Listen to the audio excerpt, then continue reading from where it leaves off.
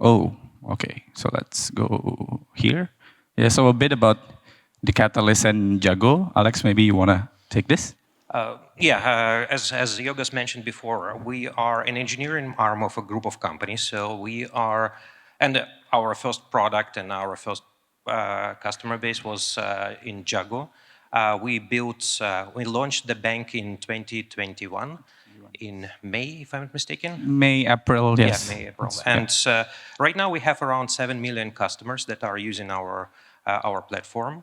We came with quite interesting, innovative feature. First, we don't have accounts in the bank.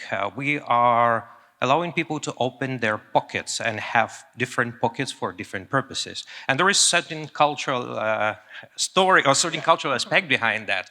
So So if you guys see this, kantong is Indonesian for pockets. So the story behind this is actually in Indonesia we used to have like the moms usually are the ones who making the financial planning and etc. And it's a very cash based society. I think it still is. So what they did usually is like they get like envelopes or pockets, and they put like, oh, this is the money for this monthly groceries, this is money for children, this money for that, this money for that. So this is where the concept came from. So we got multiple pockets. You can create pockets for different purposes. You can create time deposit pockets. You can create a pockets and share it with your friend, and your friend can add money to it, take money from it, etc., etc. So that's one of the main features. Sharing pockets is an extremely useful feature for people. So they are sharing the pockets with inside their household. They're sharing the pockets with the friends. So the pocket could be locked till a certain time. So for example, you put the goal to have, let's say, $1,000 for the trip, and all the participants are contributing to this pocket, and pockets stay locked till you are reaching a certain amount of money.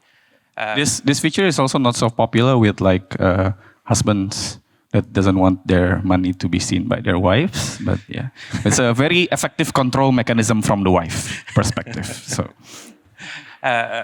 yes, we have our mobile app that is exposed to the customers, but we also providing quite significant number of APIs for our partners. We were probably one of the first bank that started banking as a service in Indonesia. Yeah, exposing the APIs. Yes. So we have quite some number of partners using that APIs for different purposes. For example, it could be a brokerage firm that allows you to buy, sell stocks, equities, and you can attach your pocket, and you can see your pocket inside their app and start trading directly from that pocket, directly in their app, without transferring money in or transferring money out.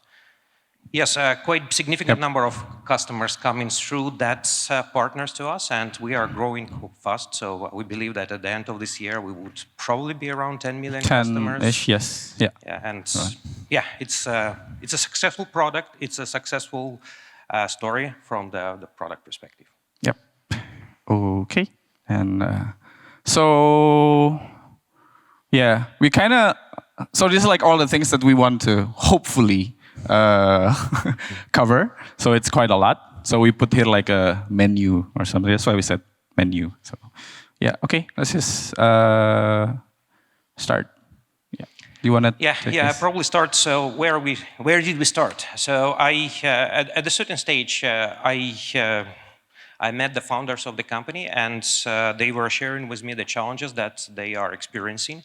It was quite some time before the product was launched, and I liked the problem, and I joined the company. And my first job was to observe what's going on in the organization, how the teams are operating.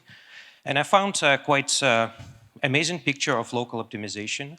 I saw quite a lot of cases when the teams were trying to address the growing need or growing complexity by bloating themselves. So we saw quite significant number of teams that were having more than 14, 15 per team. Per team. And it's a one PO, one tech lead kind of situation. So it's a bit of a like quote unquote Spotify model during the time. Yeah, the team lead was acting as a person in charge, And the product owner was acting as a manager of the team. And inside the team, we had quite clear definition of roles. We had front-end, back-end developers. We have the QAs. We also had quite some number of broken processes, like testing was done the sprint after, and so on, so on, so on. All this separation between the roles were triggering quite some system reaction, and so that system reaction was kind of converted into the long delivery process and long time to production. Yep. So yeah, maybe just to add. So as Alex mentioned, we launched at 2021. It was during the height of pandemic. So all this is remote, and with there's a lot of pressure in terms of like launching the product to market, etc., etc. So at the time, we have like launch anxiety. People are burning out. I was burned out. Well, and I think what Alex has mentioned around local optimization is that the situation around the launch anxiety, etc., is actually like it makes the problem like way bigger. So then people doesn't realize that, oh, actually the issue is in the structure. They just want to, okay, how do we do this better? Like there were instances of mega merge during the time where like all the tech leads doing overtime, etc., to basically like fixing like all the branches and everything. So yeah, that was kind of like the impetus for change towards less like adoption. Yeah. Yeah, in a lot of cases, the wrong structure was driving wrong engineering practices inside the team. The branching strategy was horrible, as well as the release management was crazy. Yogas mentioned mega merge. It was an activity across all the teams to prepare the release. So it was just killing people. People had to work all the weekends, and working on the weekend was a norm. So people just running away. So they were not able to survive in that situation, and that's what we want to change. Yep. So yeah, at the time so the management basically like, okay, let's try this. So we start with one area around like 46 people at the time, doing less adoption through like flipping. So we do a self-organizing workshop. We do lots of trainings, etc., etc. And maybe I'll just. So it just a bit of visualization in like how the area worked after that. So previously it was like a big team, 15 people, like Alex mentioned, and a very clear separation of roles. So basically, what we did after the flip, like we asked the team to basically like, hey, choose your team. Like, so obviously it's not that simple, but yeah, that's essentially what we did. So we came up with like 6 teams at the time, I think. Yeah, 6 teams of like 5-6 people. And one critical difference from the previous is that we introduced a principal engineering role. So previously the tech lead is kind of like a manager role. We get rid of that. Nobody was fired, don't worry. And principal engineers are basically working with the team to help them doing lots of things, doing technical things better, coordination better, etc., etc. So this is just a visualization of like how we work. So basically, like the principal engineers are here with the team and started sharing code amongst them. They can just like directly talk with other teams, etc. So yeah, I think this is more or less the case with the first area. And currently we have like across 7 product groups, and this is like the primary. This is the model basically. So this kind of like cross collaboration is not just within an area. So people can just like talk within cross area. We actually lately, I think there's a lot of like cross area refinements because there are a lot of things that, a lot of big initiatives, etc., that goes cross area. So we do cross area refinement quite a bit lately. Yeah, quite a few things were introduced at that moment. First and foremost, we redefined the product owner role because the product owner initially was actually a business analyst, the person that was trying to create all the stories for the team, grab some requirements, and tell team what kind of stories they have to do. We spontaneously introduced the role of the principal engineer. We found that the team leads, and in a lot of cases, the team members don't know how to help themselves. So in a lot of cases, the team leads were acting as a single point of contact, so they were representing the team in front of the stakeholders, as well as their job was to distribute the task inside the team. And our goal was to convert them into, because they are the most experienced engineers in the teams, to make them coding, because the majority of them stopped coding, stopped developing the software, they stopped writing the code, and they were not happy with that because they want to write, they want to do cool things. So, and that's where we start teaching them how to rotate certain responsibilities in the teams, and we saw the need of the people that would have deep engineering knowledge and engineering experience, 15, 20 years, people that are hands-on, that can write the code, can pair with engineers and help them to improve their skills, as well as teach them how to rotate certain responsibilities, how to work inside the teams. And yeah, that's the first principal engineer was appearing in the team, and it was working. So yeah. I remember like one tech lead actually really liked this because he doesn't like meeting with partners the whole day and then coding at night. So after that, like, oh, I code a lot now. So he really liked this. Yeah, well, the funny story. One of the very senior engineers was. I was asking him after all this transformation. I was asking him during one-to-one how things are going, and he said, "Oh, I have so much time. I actually have time for my family now." And I was like, "Wow, that's cool. And how do you feel about this?" He said, "Oh, it's boring." Boring is good. Then he started looking at things and improving, right?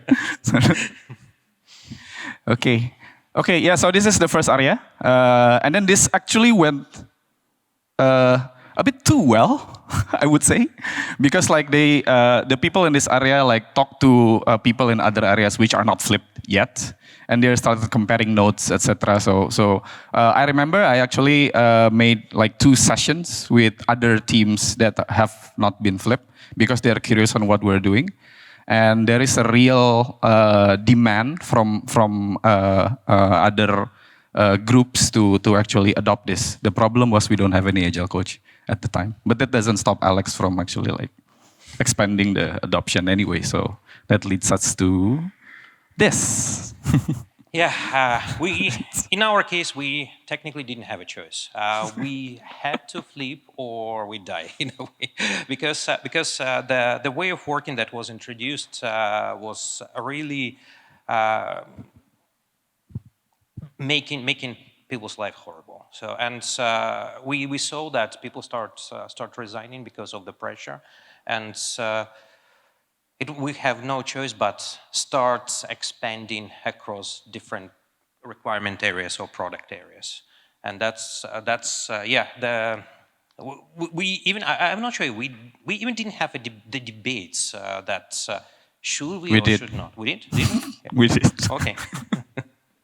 No, it's not about should or should not. It's more like what are the risks in terms of like if we do this because we don't have enough people, etc., etc. Like. Oh yeah, I remember. I see Bas is not happy. Right? I see Bas is not. Yeah. So maybe. So let me just. Sorry. Let me just go to one slide a bit. Yeah. Just to give a bit of a visual. So the first flip was here. It was around March, and if you notice that like the whole announcement and everything was back in October. So there are a lot of things that we do as a preparation in terms of like training people, having like all multiple group discussions, etc., and basically just talking to people that hey, this is how the change will be, this is how what it means for you guys, etc., etc. Before we actually do the first flip. And if you see that after this, it was quite like a rapid succession of flipping. And we actually made a decision to even some areas, even like if you see there's one gentleman here, it's called Salman. He's currently working with 2 areas. So I feel bad for Salman.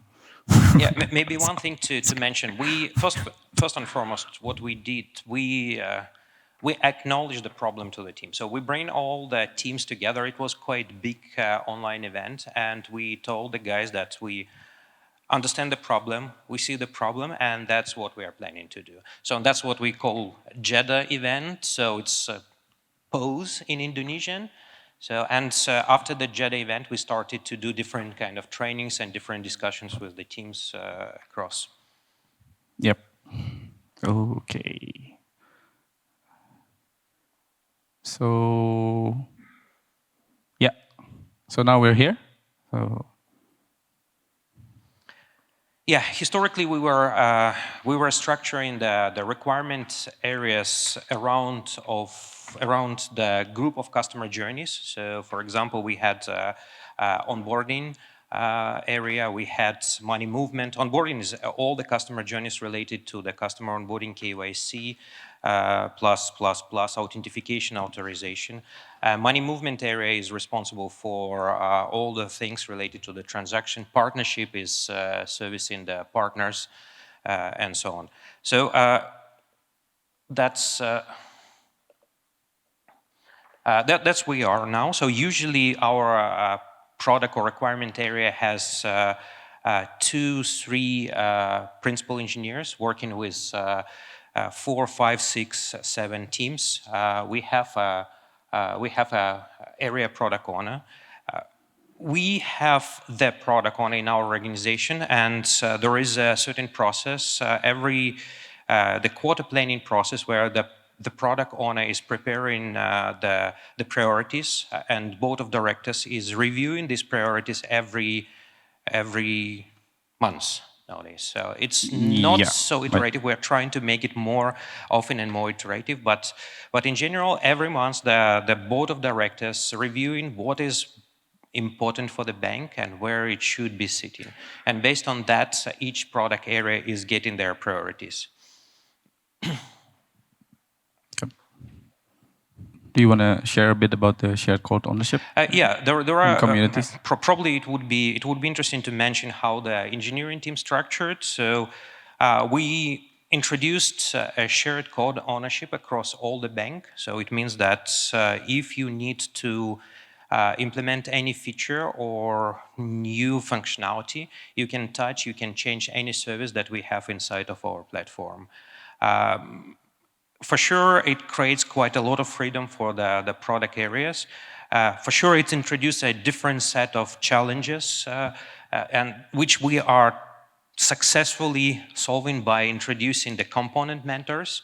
So for different components, we have people that are acting as the mentors. We are also, sometimes we are calling that component architects, because for some of our engineers, kind of architect is the title that they are aspiring towards. That they are interested. So we're a little bit cheating to promote that approach more across the engineers. So we have quite significant number of communities that are successful.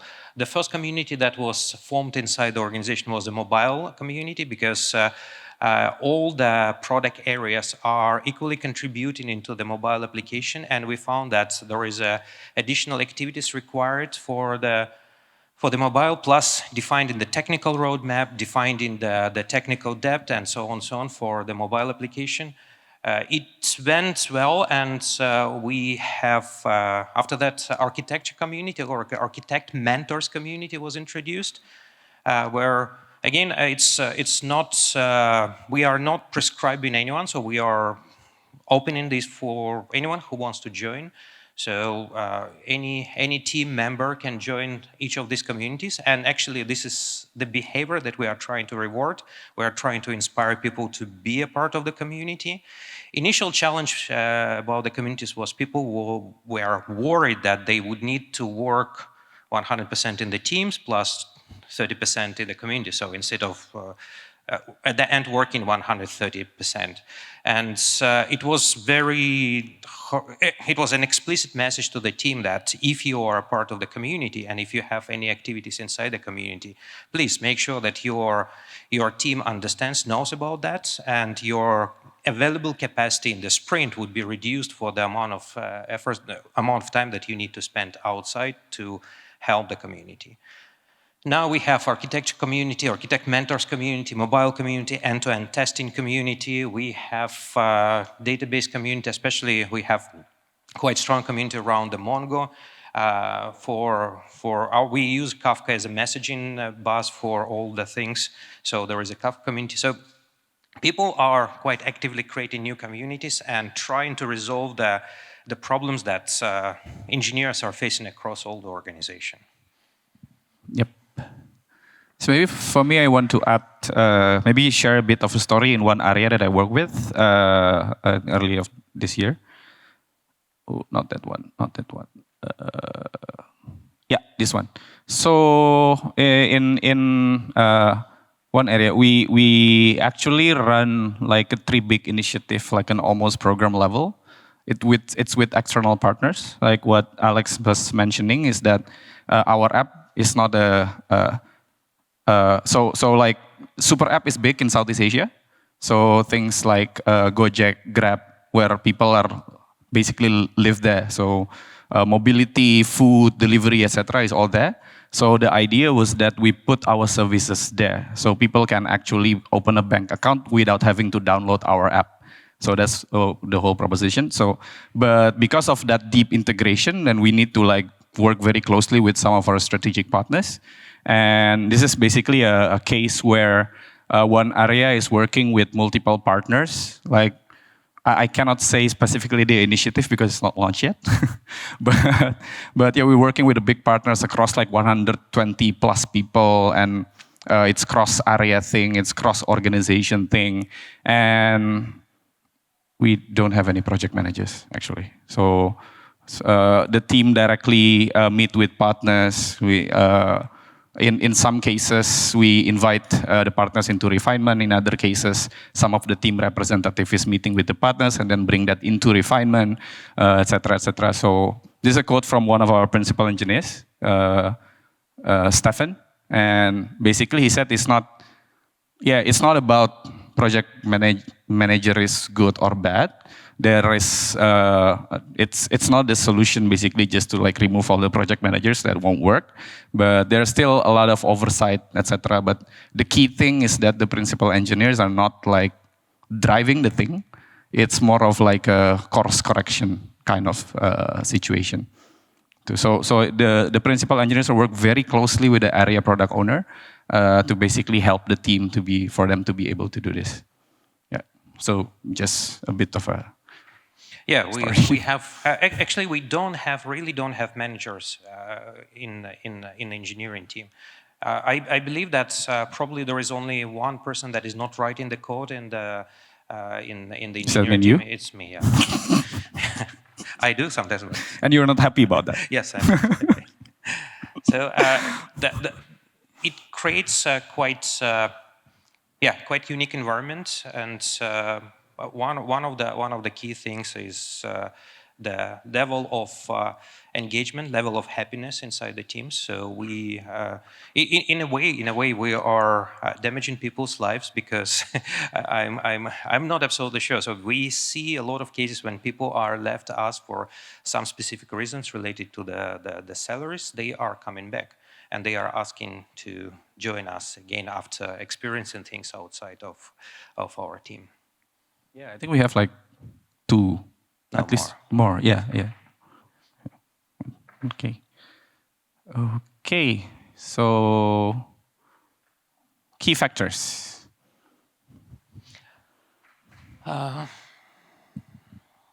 Yes, probably one of the things that help a lot at the beginning is the support of the people's team. So we have quite deep discussion with this. Traditionally it called HR, but we don't call it HR, right? So we call it people's team. So the people's team was the first who who were helping us to bring the idea and share the idea of this transformation with the top management. At the same time, the top management was acknowledging the problem from the beginning, and when they were not fully convinced with the solution that we were proposing, but because they didn't have any better option, they say, okay, go ahead, guys, so we will see. Maybe one difference in our case is I was and am still part of people and culture. So I spent 6 years in organizational development and learning, and in our organization, Agile Coach is part of people and culture. So I think that's a bit different from most. Yeah, the second factor is we discovered the importance and the purpose for the principal engineers. It was the pivoting moment, because as soon as we start getting the principal engineers that can work inside the team, help people, inspire people, we start to see the better progress, bigger progress, more progress. We purposely don't, again, yesterday Alexei was sharing his experience with one of the companies, and they have a similar role called the EMs, managers, so engineering managers. They called engineering managers. We purposely trying to avoid the word managers, because it creates a wrong perception what this person is doing. We don't want managers. We want people that can help others, can mentor them, can explain them how to organize themselves better. That's and it works. Again, the requirements for the principal engineers are quite broad. Even we had I'm purposely trying to avoid defining the role and responsibilities of the principal engineers. We see and we have principal engineers who are more focused on the technical aspects and deeply involved into the design development and pairing with the teams, as well as testing and so on. And we have principal engineers that are more deeper in the personal aspect and spending quite significant amount of their time in one-to-ones with each team member, helping them to define their individual development plan and so on. For some people, for some of our new joiners, it's recently joined principal engineers, it's not so easy, and some of them are explicitly asking me to define the role. But we would try to avoid this. It's easier with the people that were working with us before, so quite some number of principal engineers coming from our previous organization where I was working. We already had some exposure, some experience implementing LeSS. So we had the chance to work with Bas and get Bas help in one of the banks in Singapore. And the majority of the principal engineers that are coming from that implementation have clear understanding what we are expecting and what we are doing.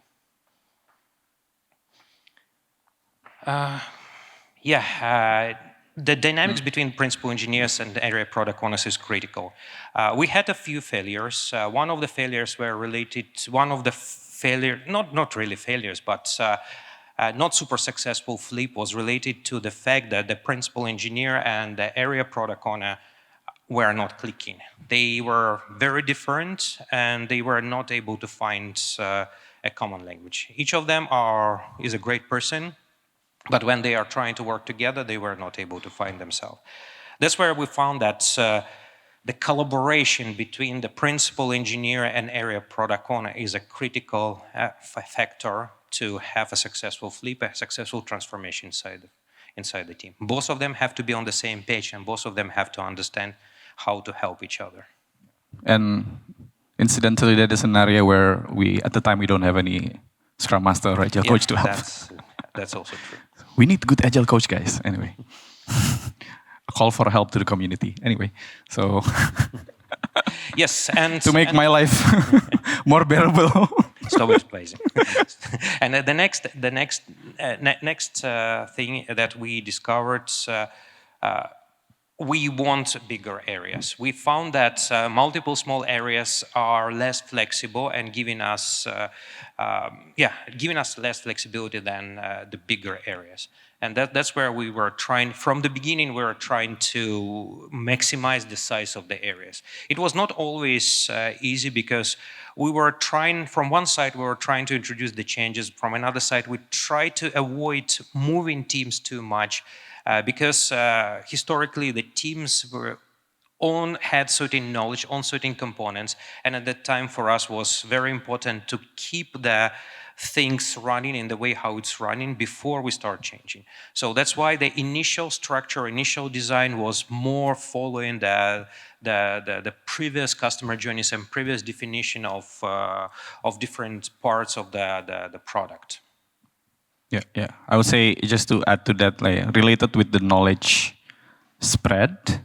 Yeah, because initially we kind of arrange around like customer journey, business focus areas kind of thing, which at the time I thought was the best way to do this. But then basically we're living with that decisions now in terms of like the adaptiveness of the team to move around. Move around is a bad thing, but yeah. So basically just being mindful of where the gap are, because initially it was like the funding and lending is separate, so like the components created is also like the knowledge is really different. Like some areas is logically closer together than others, so we're trying to be mindful of these kind of things while working towards a more shared view and more balanced spread of knowledge. So that's the thing. Yep, and in that sense, yeah, bigger area. It's also it's also related with how we see the product definition also. So if it's too small, there's a tendency for you to like, yeah, it's basically like local optimization. It's somehow I observe that it's more difficult for the areas that are smaller to work with other areas than like the bigger ones. It's funny actually. But, yeah. Yeah, well, maybe one of the factors that's not so critical but quite important. So we managed to establish quite deep collaboration inside principal engineers team. So the principal engineers, so we have certain activities together, and we are trying to make sure that all the principal engineers have a clear visibility across all the product areas. Because in a few cases we were able to spot the situation when the different product owners area product owners were trying to implement certain functionality that then could be implemented as one specific service and not two. So we were finding the ways how to make things more effective just because of the collaboration inside of the principal engineers team. Okay, so next slide, I guess. Risk. You share. No, let's start with.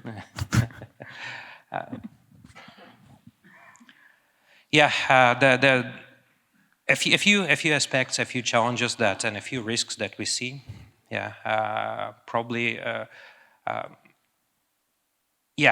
Principal engineers. We found that we have some product areas where we have one principal engineer. We have some product areas where we have 2 or 3.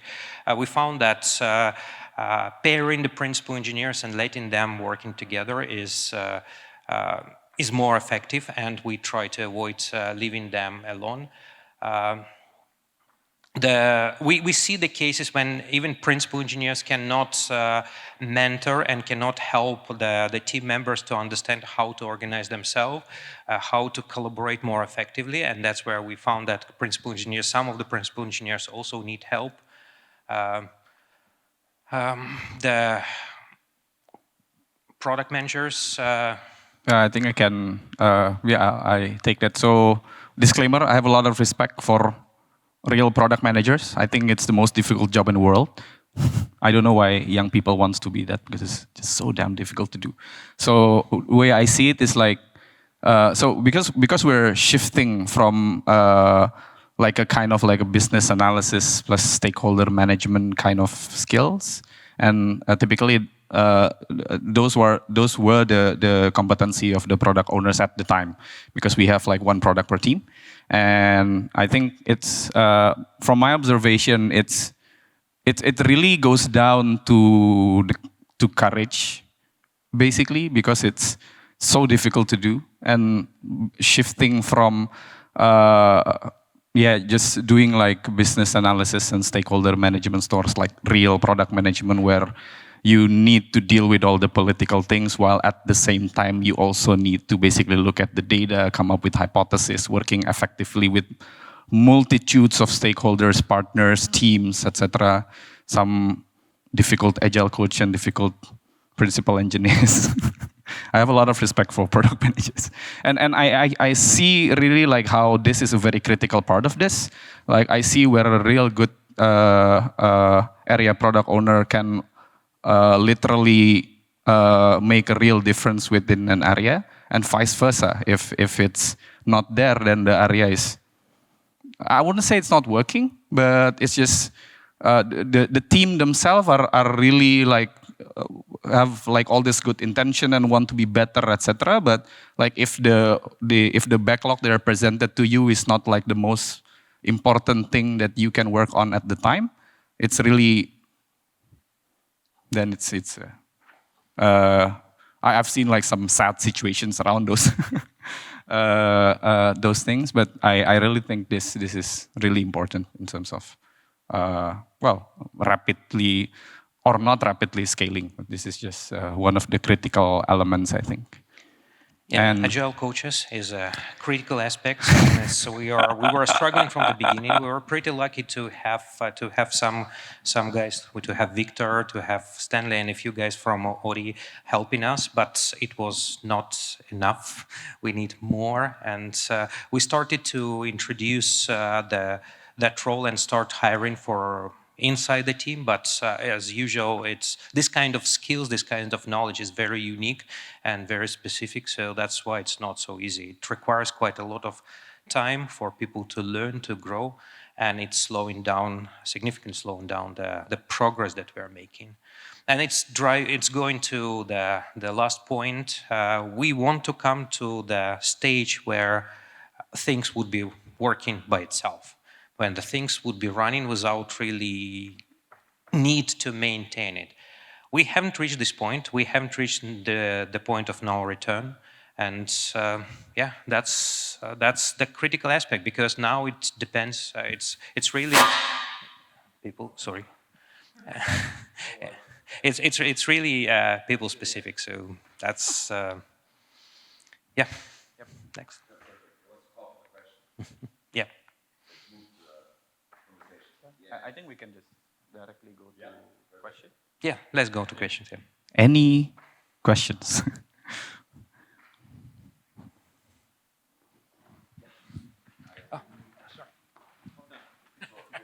Yeah, thanks, Alex. My question is right for you. As a CTO, I would expect that you are involved in budgeting, which we heard today. So my question is, how do you do the budgeting? How was it before? Did you change something, or are you still struggling with some parts of the budgeting? One, two, three. Yes, we're struggling a lot. The beauty is the organization is pretty new, so we are 3 years old. So Established in 2019. So yeah, 4 years. Yeah, so it's all these processes are not so horrible if you think about this as probably in the corporate world. We are pretty dynamic. We have established quite some number of rules that were very good. For example, we don't have purposely don't have a P&L for the specific business verticals. So we are also more iterative. So we are usually have we are not defined in the full budget for the year. We have shorter iterations. Usually it's a quarter. So we are trying to plan over the quarter, but it's still a huge pain. And I was quite inspired beyond budgeting. So I was not exposed to that before. So this Me is too. something that we can try to promote. But yeah, it's a pain. It's a huge pain. Nice. Next question. Hi. Very nice impressions you gave and what you did for the transformation, the quick transformation. I don't know how big the company is, but I would like to know how you made sure that the principal engineers work closer together and the area product owners as well. We put them in one room and lock them. No. Yeah, I can share a little bit about the principal engineers team, because this is the team that I'm working very close day to day, and there were quite a few things. One of the things was to promote the kind of team spirit when you understand that you cannot be successful if the someone next to me is failing. So it was probably one of the key messages that we were trying to deliver to the principal engineers. We are bringing all of them together and saying, hey guys, we're successful together or we are failing together. So if one of the areas is failing, it's our failure. So, and if someone next to you needs a help, even if he is not asking, but you see that he needs a help, please step in and help. Quite a lot of them were working together before, and it helps a lot. There is already established friendship in the team. The team is pretty mature, and all the people are pretty mature. So all of them have 15 plus years of software development experience. So that helps a lot. That helps.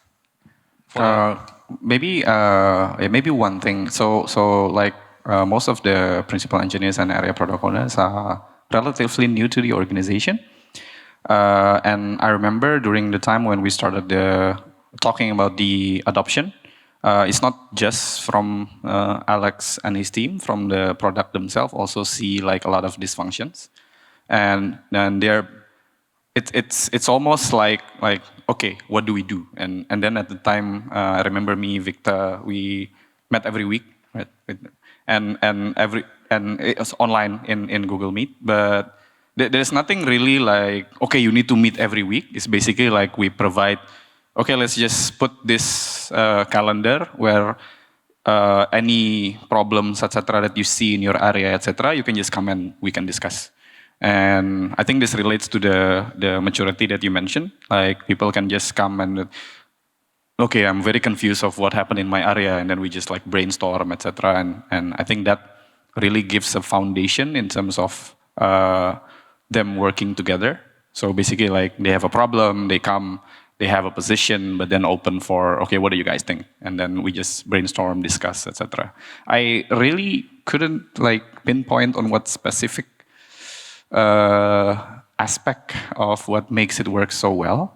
I think it's basically just different people with pain and then come together like, I have this pain, like what can I do, guys? Like, maybe like that kind of dynamic, but it's actually it's still going on until now, since end of 2021, right?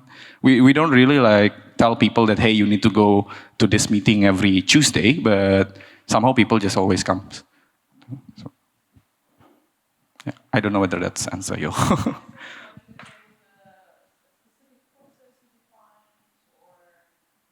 No, we usually don't start with process. Yeah, meeting, spending time together, and trying to help each other. So that's probably the keys. Can you maybe reflect upon that? No, wait a second. It's not your turn. Yes, here we go. So you mentioned earlier that you already had a cross-functional setup, right? So you had like engineering managers or tech leads, and then now you have principal engineers. So to me, it's not really clear. Do you still have tech leads and principal engineers, or just principal there is no longer the tech lead role. Yeah, Okay. one of the things that probably we didn't mention. So we first and foremost tried to remove and avoid any role in the team. So the leads. We believe that it could be more than one lead. Anyone can lead. If you want to lead something, you just tell us and tell the team, guys, I would be leading this. So that's as well as we start removing the perception that people could be the front end, back end, or QA. So it was, especially the QA aspect was quite painful at the beginning, because we had quite significant number of manual QAs, and we wanted to move away from that. So we still have a few manual QAs, and we still have some number of regression testing scenarios that are done manually, but we are slowly but successfully automating that and removing that. Because initially it was everything, 95% of the testing was done manually. Okay, I have a question. In some slides you showed that you have senior developers and principals maybe that are still struggling with collaboration. Oh yeah. I think I know what you're. This one. No, the next one. No, next one. Yeah, that one. No, Oh, sorry. that one. Go back. This Oh one. yeah. Yeah.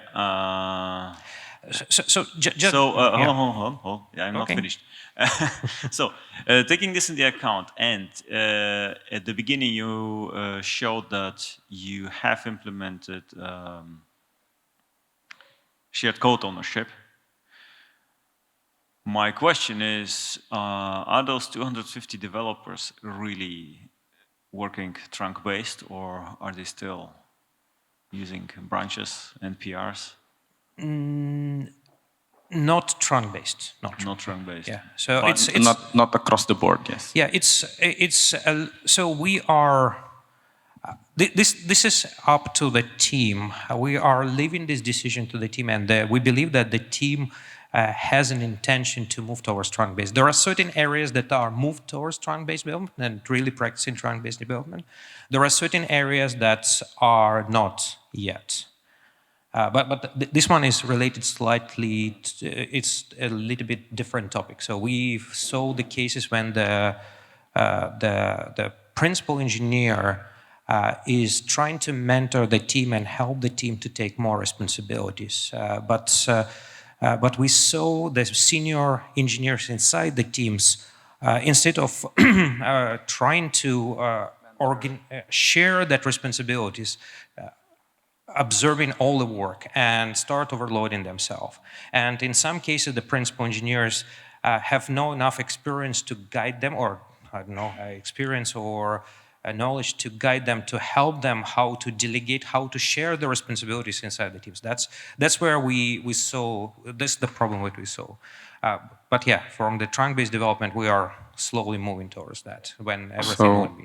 So yeah, to add to that, that is actually one of the risk when we do things like this, when we quote-unquote accelerate things like this, because there is simply just no enough time to really like put like some of these practices in place. So we're ongoingly doing that. And another thing, like what Alex mentioned, this is just simply a case of in terms of the seniors and collaboration, they simply just doesn't know how to do it.